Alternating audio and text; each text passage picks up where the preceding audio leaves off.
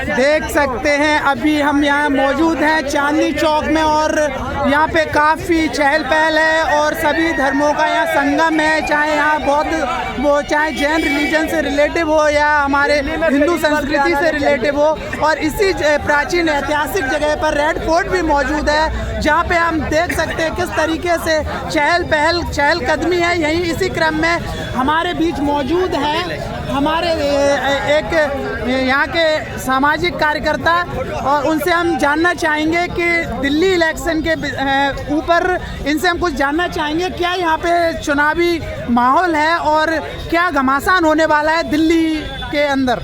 देखिए, घमासान तो आज आम आदमी पार्टी ने दिल्ली के अंदर मचा दिया। आज अरविंद केजरीवाल जी महिलाओं की उस सम्मान राशि के लिए देश के अंदर एक स्टेटमेंट देते हैं और वो स्टेटमेंट देते हैं कि महिलाओं को 2100 रुपये दिए जाएंगे। ये कोई गलत स्टेटमेंट नहीं है, ये अच्छा स्टेटमेंट दिया उन्होंने, लेकिन भारतीय जनता पार्टी के पेट में दर्द हो रहा है। पेट में दर्द इसलिए हो रहा है क्योंकि वो स्मृति ईरानी को धनाढ़ बनाना चाहते हैं। वो भारतीय जनता पार्टी की लीडरशिप को धनाढ़ बनाना चाहते हैं बीजेपी के लोग। दिल्ली की महिला बहन बेटी को अगर 2100 रुपये मिल जाएगा, आम आदमी पार्टी की सरकार देगी, तो उसमें क्या आपत्ति होनी चाहिए इन लोगों को। आप सुनिए पहले 1 मिनट सुनिए, मैं एक बात कहना चाहता हूँ। जब आपका नंबर आए बोल, आज आपने देखा परवेश वर्मा बीजेपी के लीडरशिप में आते हैं, वो खुला पैसा बांट रहे हैं। उनके पास इतना पैसा कहाँ से गया जो 1100 रुपये बांट रहे हैं दिल्ली की जनता को, जबकि इलेक्शन के रिगार्डिंग पैसा बांटना गलत है। अरविंद केजरीवाल जी ने यही कहा है कि जब हमारी सरकार बनेगी तो 1000 से बढ़ा के उसको 2100 किया जाएगा और सारी बहन बेटियों को जो 18 प्लस होगी उसको सभी को महिला सम्मान राशि से नवाजा जाएगा। सर ये अरविंद केजरीवाल जी ने कहा। आज बीजेपी के लोग, काला धन किसके पास है? बीजेपी की लीडरशिप के पास है, परवेश वर्मा जैसे लोगों के पास है, मनजिंदर सिंह सिरसा जैसे लोगों के पास है। आप देख रहे हैं देश के अंदर, लेकिन आज एलजी उस पर आपत्तिजनक कोई टिप्पणी नहीं करते हैं। एलजी को जब आप ये बताइए, वीडियोस वायरल हो रहे हैं उनके परवेश वर्मा के, इनकी बीजेपी की लीडरशिप के 1100 रुपये के पैसा बांटने का, और महिलाएं बहन बेटियां हमारी बता रही हैं, वो बोल रही हैं कि 1100 रुपये दिए गए परवेश वर्मा के कार्यालय से। आज आप ये बताइए फिर एलजी देखिए, एलजी को आपत्ति पेश करनी चाहिए, लेकिन आपत्ति किस बात पर हुई? अरविंद केजरीवाल जी ने 2100 सम्मान राशि महिलाओं के लिए वो नोटिस जारी किया और सुनिए उसकी योजना बनाई। और योजना किसके? उस योजना का ब्यौरा संसद में उस सदन में पेश होगा और कितना मैनेजमेंट उसके लिए पैसा, वो जो सारा सिस्टम मैनेज किया जाएगा अरविंद केजरीवाल जी की सरकार द्वारा। जिस प्रकार से दिल्ली के अंदर शिक्षा, स्वास्थ्य, अर्थव्यवस्था के क्षेत्र में अरविंद केजरीवाल जी ने काम करके दिखाया। अरविंद केजरीवाल जी ने सत्ता में आने से पहले कहा था दिल्ली के वासियों से कि अगर आपने मुझे चुना तो आपके बच्चों को अच्छी शिक्षा दूंगा, अगर मेरे को आपने सीएम बनाया तो मैं आपके बच्चों को अच्छी हेल्थ फैसिलिटी दूंगा, अगर मेरे को आपने सीएम बनाया तो मैं आपके बच्चों को जो बेसिक पे है उसको 21,000 20,000 के एबव करके दिखाऊंगा। आज भारतीय जनता पार्टी की सरकार हरियाणा के अंदर चल रही है और हरियाणा की धरा से मैं आता हूँ। आज मध्य प्रदेश के अंदर भारतीय जनता पार्टी की डॉक्टर मोहन यादव की सरकार चल रही है, वहाँ ये क्यों नहीं देते हैं? हरियाणा के अंदर क्यों नहीं देते हैं? योगी आदित्यनाथ सुपर सीएम कहलाते हैं और वो सुपर सीएम जो जनता के ऊपर गोलियां दागने का काम करवाते हैं, वो क्या देख नहीं रहे क्या योगी आदित्यनाथ जी? जनता को गोलियों से भूना जाता है। क्या देश के अंदर ये आपत्तिजनक बात नहीं होनी चाहिए? क्या ऐसा होना चाहिए? क्या मानव के ऊपर गोलियां चलनी चाहिए? आज देश की जनता के साथ अपराध करने वाली वो भारतीय जनता पार्टी देश के अंदर सत्ता में आना चाहती है। सत्ता में अगर अरविंद केजरीवाल जी ने कहा, क्या कहा अरविंद केजरीवाल जी ने? अरविंद केजरीवाल जी का एक बयान है, उन्होंने कहा है अपनी स्टेटमेंट के अंदर कि अगर मैंने काम किया है आपके बच्चों की शिक्षा के लिए व्यवस्था की है, आपके बच्चों के लिए हेल्थ फैसिलिटी की व्यवस्था की है, आपके बच्चों को 21,000 के अब ग्रेड पे देने का काम किया है दिल्ली के अंदर, तो मुझे सरकार में बैठाना। अरविंद केजरीवाल जी कहते हैं इस बात को, लेकिन भारतीय जनता पार्टी के 56 इंच का सीना रखने वाले प्रधानमंत्री नरेंद्र मोदी और उनकी लीडरशिप नहीं कहती है। वो क्यों नहीं कहती है? क्योंकि उनका कागज का चिट्ठा पहला देश की जनता ने देख लिया। 2 करोड़ के रोजगार की बात करने वाले प्रधानमंत्री देश के अंदर जनता को ठगने का काम करते हैं, देश के भविष्य को ठगने का काम करते हैं। देश की जनता ने देखा, देश के अंदर देश की जनता ने यह भी देखा कि देश के अन्नदाता को, जब एमएसपी को लेके प्रधानमंत्री नरेंद्र मोदी जी ने 2014 के अंदर सत्ता में आने से पहले देशवासियों को यह आश्वासन दिया था, देश के अन्नदाता को, कि अगर हम सरकार में आएंगे तो आपका एमएसपी को डबल करके दिया जाएगा। आज वो अन्नदाता उनका दरवाजा खटखटाता है तो भारतीय जनता पार्टी के पेट में दर्द होता है, उन पर लाठियां भाजते हैं।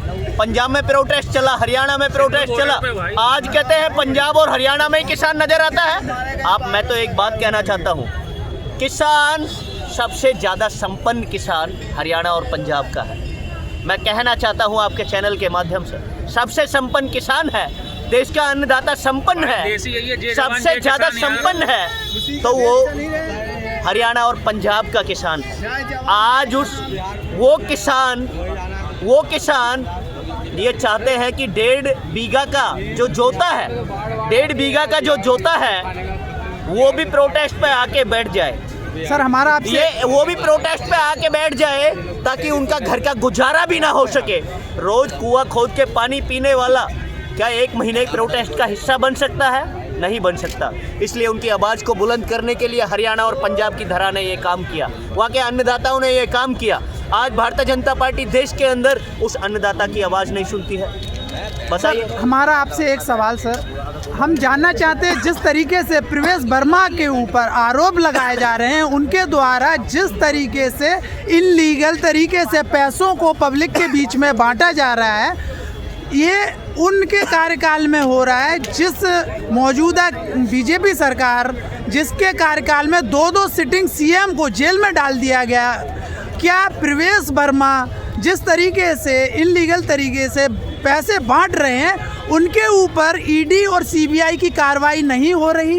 क्या उनके ऊपर कानूनी कार्रवाई बीजेपी नहीं कर रही, और नहीं कर रही तो क्यों नहीं कर रही? इस विषय में आप क्या कहना चाहेंगे? देखिए, आज तक ईडी और सीबीआई अरविंद केजरीवाल जी के खिलाफ कोई प्रूफ नहीं दे पाई थी, और ये तो सुप्रीम कोर्ट ने भी टिप्पणी की यहाँ तक कि अरविंद केजरीवाल जी के खिलाफ आप इस प्रकार से षड्यंत्र नहीं रच सकते। उस रेड्डी को जो बिटनेस बनाया गया और बिटनेस के बिहाफ पर अरविंद केजरीवाल जी को जेल में डालने का काम भारतीय जनता पार्टी के इशारे पर ईडी और सीबीआई द्वारा इस देश के अंदर किया गया, ये देश के अंदर एक आपत्तिजनक बात। प्रवेश आज वर्मा मैं तो एक बात कहना चाहता हूँ, उनके ऊपर एलिगेशन साबित नहीं हुए थे और ना ही कोई एविडेंस प्राप्त हुआ था अरविंद केजरीवाल जी के खिलाफ, लेकिन आज प्रवेश वर्मा के अगेंस्ट में, उस मनजिंदर सिंह सिरसा के अगेंस्ट में आज एविडेंस भी अवेलेबल होता है, उस दिल्ली पुलिस के पास भी होता है, और भारत का सर्वोच्च न्यायालय का सिटिंग जज भी देख रहा होता है, दिल्ली के हाई कोर्ट का जज भी देख रहा होता है कि प्रवेश वर्मा और मनजिंदर सिरसा अपने कार्यालयों में पैसा बांटते हैं,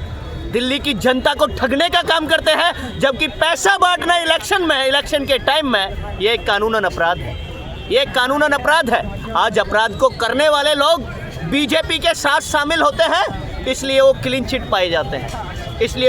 पाए जाते हैं, आपने देखा प्रवेश वर्मा बीजेपी के सदस्य हैं, मनजिंदर सिंह सिरसा जो राजौरी गार्डन विधानसभा क्षेत्र से विधायकी का चुनाव लड़ते हैं और सिरसा से वो बिलोंग करते हैं, वो बीजेपी से बिलोंग करते हैं सर। वो यही रीजन है। अजीत पवार जैसे लोग एनसीपी के हिस्सा होते हैं शरद गुट के, और जब उन पर 70,000 करोड़ का घोटाला पाया जाता है, तब उन पर ईडी और सीबीआई की रेड पड़ती है, तब उनके सारे प्रूफ पाए जाते हैं, और जब वो बीजेपी का दामन थामते हैं तो क्लीन चिट हो जाते हैं। छगन भुजबल जैसे लोग वो जब बीजेपी का दामन थामते हैं वो क्लीन चिट हो जाते हैं। JDS Janata Dal secular party आज एचडी देव गौड़ा के परपोते, उनके पुत्र के पुत्र प्रज्वल रवेन्ना के रेपिस्ट के उस वीडियोस वायरल होते हैं 3,000 के एवं।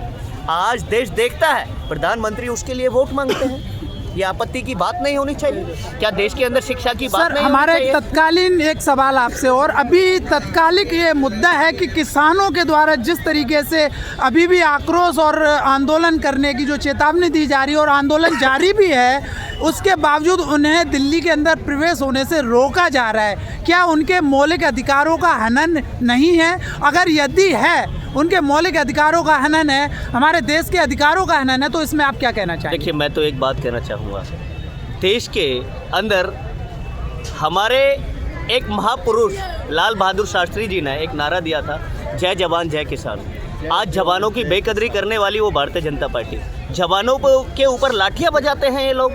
आज देश के अन्नदाता जय जवान जय किसान, जिसने जवान की जय नहीं कही, जिसने किसान की जय नहीं कही, किसान बोलते हैं देश के अन्नदाता को जो यहाँ अन्न को पैदा करता है, और सरहद में बीएसएफ जैसी जगहों पर बॉर्डर की सिक्योरिटी की हमारे बॉर्डर की रक्षा करने के लिए अपने बच्चों का बलिदान देता है, अपने बच्चों की कुर्बानी इस देश को समर्पित करता है। आज भारतीय जनता पार्टी के शासनकाल में उन दोनों का ही बेड़ा गर्क हो गया है। ये देश की जनता देख रही है, ये सारे लोग देख रहे हैं, सारे लोग इस बात से भावुक है।